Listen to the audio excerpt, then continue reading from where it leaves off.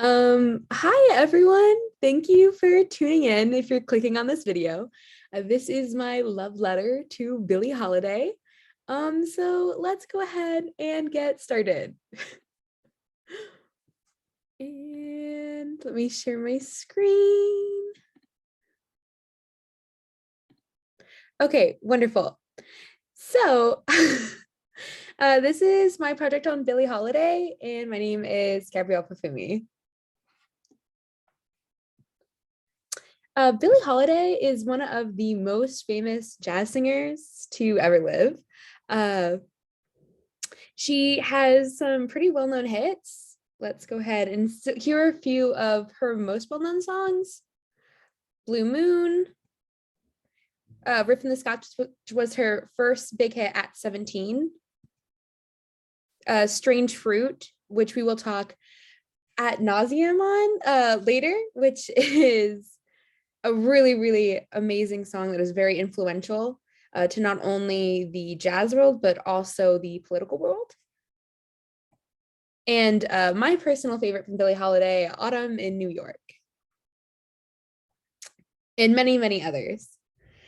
So first off, why is Billie Holiday's voice just so unique? The kind of voice that when it comes on the radio, you immediately know who it is.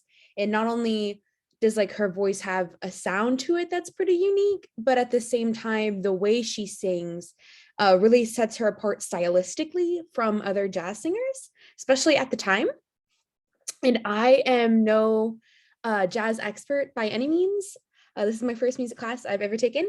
Uh, so bear with me a little bit. But from what the research I've been able to read on it, a lot of the techniques she used were pretty unknown, not unknown, but not commonly used at the time for her vocal range. Um, she was a jazz singer, so there were common elements across jazz, like improv, that she did make use of. She was big in improvisation of lyrics and melodies. She wasn't like a scat singer, like a lot of other singers at the time could do like a portion of the song that they want to sing in scat for a little bit, like for the Louis Armstrong examples we saw, he was scatting in some of them. She wasn't big on scatting, but she was big on like changing the lyrics if it suits her, adding a few in, tweaking the lyrics of well-known songs to better fit how she would phrase it, or just on the spot taking something out, adding something in. Improv. She's also big on tonal changes and offbeat timing. So Billie Holiday is really, I guess, famous for the offbeat timing more because when the beat would continue, she'd always be like a beat or few behind or a beat or few above. Well, I shouldn't say always, but it was a common thing that she would use for stylistic reasons to kind of uh, enhance the feeling of the song or the anticipation leading up to it. There was also stretching of words and vowels she would use a lot. So instead of saying like blue, like a blue, like quick vowel, she would stretch it like blue, and then also she would slide between the vowels, like blue. It's a blue day for me. I'm sorry if I'm not the best singer. Um, but she would do a lot of slides between her vowels and she would really stretch the words out. Um, one second.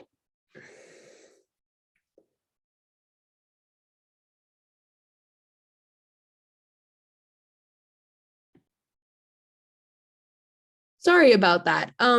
Okay, it was Ralph Cooper who once said, talking about Billie Holiday's type of singing, I've never heard music so slow, so lazy, and with such a drawl, but it was meant as a compliment. Um, there we go. Screen sharing once again. Yeah, but it was meant as a compliment. So like the way she would stretch her words and her vowels to make it almost feel like she's pausing on a word gives it real emphasis. Like if you just say blue, like blue river, and then there's like blue river, like blue is like elongated more, like almost like she's pausing, and she would do such a long pause and compared to other singers that like again he was like, I've never heard a singer with such a long drawl. So it really put her apart stylistically as how she would choose to sing the words of a song. She was also using a lot of vocal fry or distortion in her singing. And again, she had more of what I would like to say like an expressionistic approach to singing. Like people often again said that her singing was kind of lazy, but it was less about like hitting the beat on time or like maximizing like a wide range of octaves. It was more about using a small like single octave and really expressing the words you want to hit through like a long drawl or the emphasis off the beat of the timing and the slides in between. So it was really more about like getting the feel of the music. A lot of people did criticize Billie Holiday though, saying that like she had a very limited range of what she could sing because she only sang in a song like about an octave, in about an octave. She never went beyond that. So people always said that she was a very limited singer, but there's no real evidence to like say one way or the other whether or not that it was a stylistic choice for like that expression I was talking about, like that expression approach, or if it was just a complete lack of vocal range, I should say. There's from the research I've been able to see, there's like two different camps debating it. Some say that it is a stylistic approach. Others say it was just a lack of range that she maximized on and just found her sweet spot within her range. Either or, I think it really works for her. Yes. Okay, next. Family and early childhood. Okay, so Billie Holiday was born April 7th, 1915 in Philadelphia, but she wasn't actually born Billie Holiday. She was born Eleanor Fagan. She ended up changing her name to Billie Holiday, and she states in her autobiography that she does this because she wanted a pretty name, and Billie was a very pretty name to her, so she ended up switching her name to Billie. Another one is Sadie Fagan, which is her mother. Then there's Clarence Holiday, which is her father. They never got married, so there isn't like hard proof that it's her father, but in her autobiography, she states that Clarence Holiday is her father, that her mother, Sadie Fagan, hadn't a love for him until he ended up dying, that he was present in her life. So while some people say that's it's alleged that he's his father, there's more evidence to say that we can say that he's her father, or it was at least a very strong father figure for her, even though there wasn't like a DNA test or anything. And then Phil Go was her stepdad for a period of a few years, but unfortunately he ended up passing away. She did end up saying that he was always really nice to her though. And though she was born in Philadelphia, she ended up living most of her childhood in Baltimore until eventually her and her mom in her late teens would move to Harlem. Oh, and something to note too, Clarence Holiday was also a musician. He played the guitar though reportedly in her autobiography she says that he wanted to play the drums, but because of the war and getting gassed on, he didn't have like the lung capacity for that anymore, so he ended up switching to the guitar. Fun fact. Early struggles. Okay. So Billie Holiday did grow up in poverty. Her mother was a maid back in Baltimore. And she, though, in her youth, said her first job that Billie Holiday had, was cleaning floors, like the kitchen floors, the bathroom floors, and the steps for people's houses. And she would earn about $2.10 per house. And she said both kids were poor, and when you are poor, you grow up fast. She also said, I was a woman when I was 16, and that's because when she moved to Harlem, because she got arrested for prostitution. In her autobiography, she states she wasn't doing anything, wasn't actually prostituting herself out. But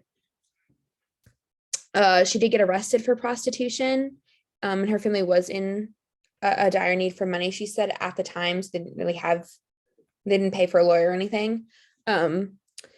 She was also, this is a trigger warning. I won't really go into it further, but she did state she was sexually assaulted by one of her neighbors. And because of that, she was then sent to a Catholic reform school. So there are a lot of very triggering things that happened to Billie Holiday in her life. Her father was not in her life during this period of time. It was just her and her mother, growing up in poverty in Harlem. And like I said, she had to get arrested for prostitution, whether or not she was doing it. And on top of that, she was sexually assaulted and sent to a Catholic reform school, which she reportedly did not like. And how did Billie start singing? Woo, okay. After she got out of that reform school, she and jail, she essentially really needed cash at this point. So she was going to become a dance girl at the Pod and Jerry's Log Cabin, or at least that's what she came in to audition for. But she, in her autobiography, said she took 2 steps on the stage, and she was apparently so bad they told her to stop. But the pianist took pity on her and asked if she could sing, and she said she's been singing her whole life, so of course she can sing. So she goes and she sings a song, and to her it was like a pin had dropped in the you could hear a pin drop in the room. Everyone was quiet, and then she got the job, and she now had a steady gig at the log cabin. And like I said, Billie Holiday had no formal training or music education. She just said she'd been singing her whole life. And she stayed at that Harlem club scene for years, kind of staying at the log cabin, but also going from club to club within Harlem and trying to get a name for herself going. And while she had no formal education, and Billie Holiday is kind of notorious for being a big proponent of finding your own individual sound in music and not trying to become a copy of another person, she does point out that there are 2 people she highly idolized. And not that she was trying to copy their style exactly, but wanted to copy like 2 elements from these people. And that was Bessie Smith. She said she really envied Bessie for being able to have such a loud and booming voice, but she wanted to sing in a way that Louis Armstrong did, in which he just made people feel the music. So those are the 2 people she said had a really big impact on the way she went forward singing. And she didn't end up having a very bombastic voice like Bessie Smith, but she definitely did have this kind of like, again, that drawl, or what I like to think of as like almost like expressionistic kind of singing that did make you feel something. So I think she achieved what she wanted to achieve in copying Louis Armstrong and saying that she just wanted to make someone feel something in her music. I just wanted to make you feel the way that pops made you feel. That's how she said it in her autobiography. And a good quote that I really liked is when she first heard Louis Armstrong's West End Blues, she said she was so captivated by it that the first time I heard anybody sing, it was the first time I heard anybody sing without using any words. And I think that's a perfect way to emphasize that song too as well. So you can see Louis Armstrong was a really big impact on Billie Holiday going forth when she first started out. This man right here is John Hammond. And he was the first one to kind of help Billie get out of the Harlem club circle and start their first recording. And that would be with Benny Goodman. And she would record her first song here. And after that, her career really started taking off. She worked for Count Basie and his renowned orchestra in 1937. She teams up with the Artie Show and his big band orchestra in 1938, which is important because Artie Shaw and his big band orchestra was a white orchestra. And so she was also one of the first Black women to ever sing for or with a white orchestra, which was really big. And the 1930s in general were a really big time for Billie Holiday. So not only was she touring with Count Basie and then Artie Shaw as well, she was also then like collaborating with a lot of other well-known artists. She worked with Teddy Wilson, Duke Ellington, Ben Webster, and Lester Young, the saxophonist. And it was actually Lester Young who ended up giving Billie Holiday her famous nickname, Lady Day. Lady, because apparently at the log cabin when she worked at, people would just call her Lady as a nickname, and he ended up saying Lady Day because day would be short for holiday, according to her autobiography. So it became Lady Day. So we have Lester Young to thank for that. And it was at this time in the late 1930s, 1939, that she came out with Strange Fruit, which is a chilling song. And let me describe, I guess, a little bit of it. So it was written by Abel Meeropol, who went under the pseudonym of Lewis Allen at the time. And it was originally a poem. And the song it paints this picture of a vivid scene of a Black lynching that's happening in the South. And she first sang it in Cafe Society in Manhattan. And the recording was also released that same year in 1939. And it said that this song really struck a chord with Billie Holiday at the time, because this is right after her father ended up passing away in a Southern hospital because it was segregated and he couldn't receive the proper care he needed. So it's a very trying time for her.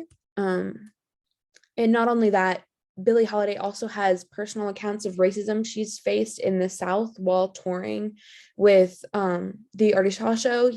She couldn't enter the same entrances as her white orchestra could because she was Black. She couldn't sit in the same bus as them while touring in the South. And then she depicts this vivid scene in her autobiography as well, where it states that she was with Count Basie in their group, and she was told that she couldn't go on in the South because she was too light-skinned, and they would think that she was going on stage as a white woman with a Black band. And she said, well, like, look, what do you want me to do? And they essentially told her that they wanted to put heavy dark makeup on her so that she could go up onto the band. And at first she really wanted to say no, but they sort of forced her hand because her whole band was contracted. And so she felt bad because she wasn't only affecting herself, but her whole band. So she ended up doing it for 3 months until she had to quit outright because she just couldn't keep doing it.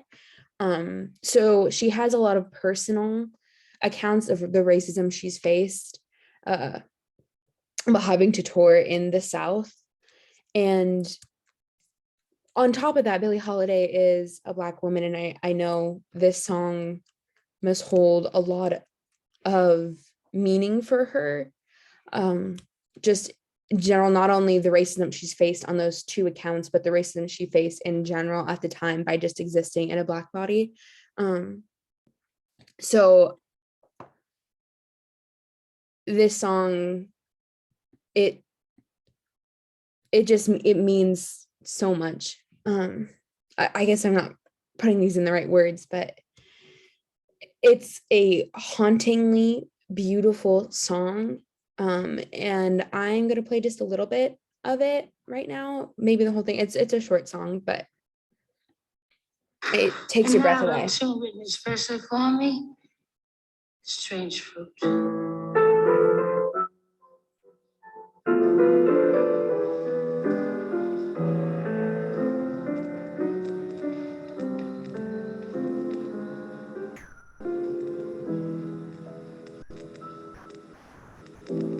Southern trees bear strange fruit, blood on the leaves and blood at the root, black bodies swinging in the southern breeze. strange fruit hanging from the poplar trees.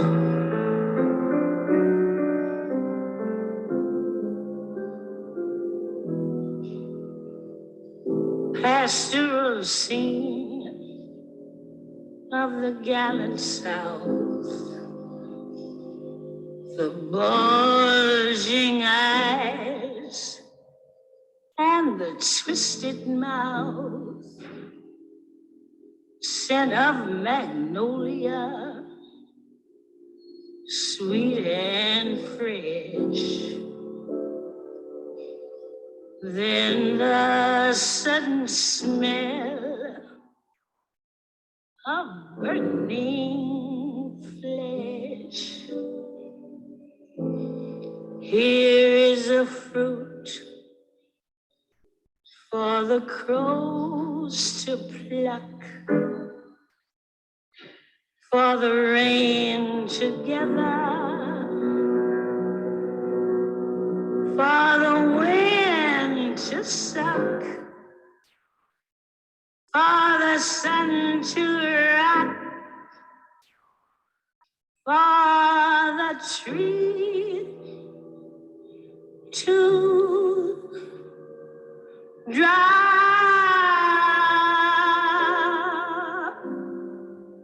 Here is a strange and bitter cry.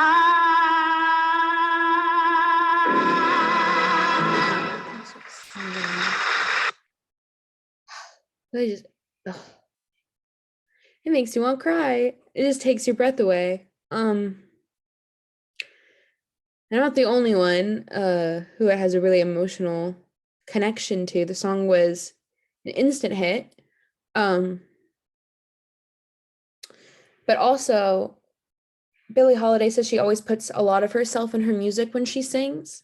And when she was always asked to sing Strange Fruit, she said it, when I sing it, it affects me so much I get sick. It takes all the strength out of me.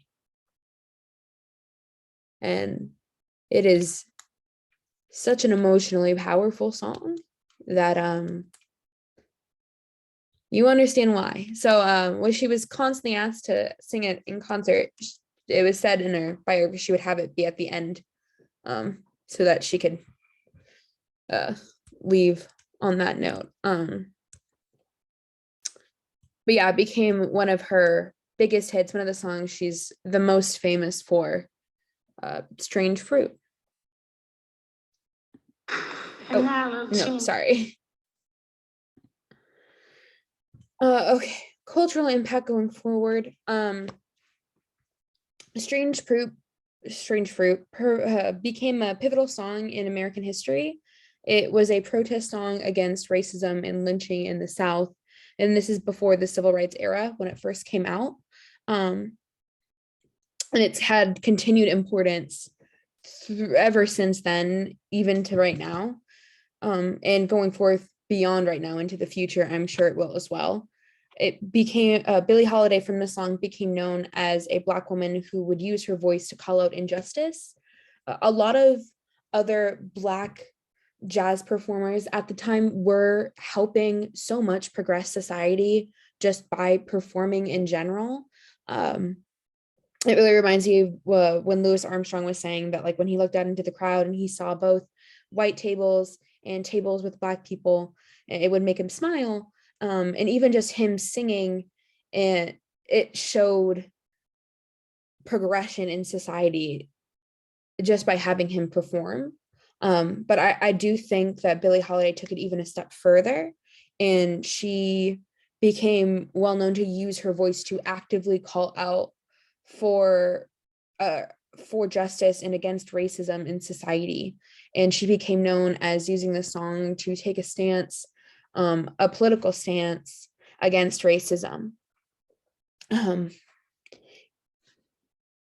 which some people later speculate got her into trouble with United States versus Billie Holiday, in which she was charged on May 16th, 1947 with the violation of the Narcotics Act, with heroin. She was later convicted. It said in her autobiography that she never denied it, but at the same time, thought it was useless to even try. There's a lot of speculation as to whether or not the government at the time just wanted to make an example out of Billie Holiday because of her song and her stance. Whether or not that has any proof or the claim is warranted, I should say. Billie Holiday did say in her autobiography that they were watching her for like 2 weeks and she just got tired of the watching, so she didn't even try to go against it. Which, if it is true, disgustingly disturbing, and heartbroken. But at the same time, Billie Holiday does admit that she was a user of drugs at this period and a user of narcotics. So I'm not sure which way it goes, and there's a lot of speculation either way. So regardless, she was convicted at this time, and she was criminally convicted and then sent to rehabilitation center, where she supposedly got clean for a while and then began touring immediately after she was released.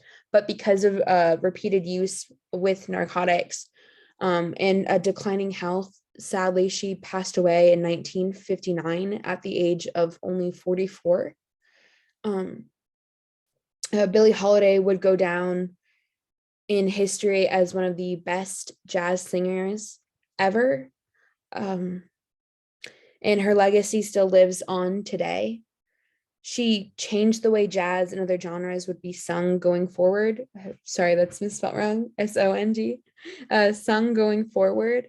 But also she would become known as a political activist through her music and supported the Black civil rights movement before it had technically started, even though there were Black civil rights activists well before then. But she was a real trailblazer as a political figure, and she would be known doing a lot of good for the Black community in America, and not just America, the Black community everywhere. And her history of that song doesn't end there. It continues, Strange Fruit continues to be an iconic protest song against racism. So iconic that in Trump's inauguration, he asked singer Rebecca Ferguson to sing at his inauguration, and she said she would love to, as long as she would be able to sing Strange Fruit at the inauguration as a stance against anti-racism going forward for America. And she was denied and was not asked to continue singing, or was not asked back to sing at the inauguration. So the song is still without pushback against a lot of people, because the song does stand as an anti-racism anthem and a symbol not only for just Black lynching, which is what it was originally, like the vivid depiction is for, but also how Black Americans are treated in society in general and how Black bodies are marginalized and hurt. So the song has amazing cultural significance and a deep message to it that will long live on and will be known as some of Billie Holiday's best work. So I'm going to end it with a final quote from Billie Holiday, in which she states, "Jazz is good music and a good feeling. And I like to say everybody can play jazz and no one person created it. You just have to have it in you." And I really, really love that song. And I really, really love Billie Holiday. I'm just a novice at jazz. I just like listening to it. I don't know much about it, but I know that Billie Holiday did so much for how songs would be sung in the future, inspiring people like Frank Sinatra. She did so much for Black people in America, helped pushing as a huge public figure at the time for better treatment. And I really, really like Billie Holiday, and she truly is one of the best jazz singers of all time. Um, Again, her music is just phenomenal, and she'll go down as a jazz living legend for not only singing her own songs, sometimes writing her own songs, arranging songs. She truly, truly helped innovate jazz music. Thank you for listening. If anyone's interested, here are a lot of my sources. I would again highly recommend reading Lady Sings the Blues, which is Billie Holiday's autobiography. Fair note, a lot of historians have criticized it for being heavily embellished.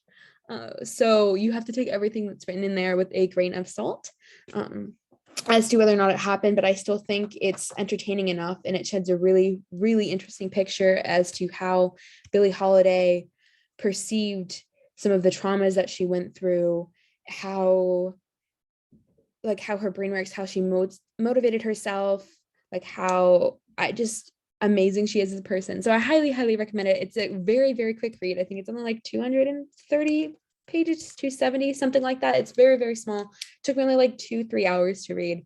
It's a beautiful book. It is a little sporadic. It jumps from like time and place a lot, but it's still really easy to read. So highly, highly recommend if you're interested. Thank you everyone for listening to my love letter to Billie Holiday.